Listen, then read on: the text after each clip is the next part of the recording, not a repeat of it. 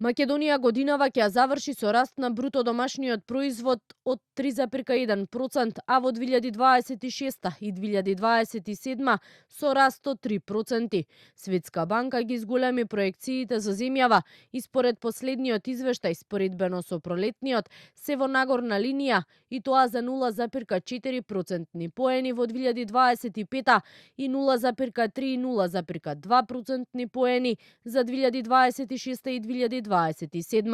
Според економистите, ова предсе се должи на извозот и јавните инвестиции, но како што посочува директорката за Косово и Македонија во својата видео порака, ако земјава сака да продолжи по овој пат, потребни се и структурни реформи во клучните области, како енергетиката, дигитализацијата и човечкиот развој. North Macedonia is showing some good momentum with a projected 3.1% growth for 2025, mostly driven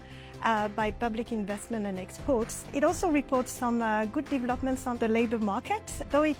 highlights the need for further efforts to include women and youth in the labour force to really reap the benefit of all this population. It highlights that in order for this good growth to be sustained, there is a need for prudent management of public finance, but also a need for structural reforms in key sectors such as energy, human development,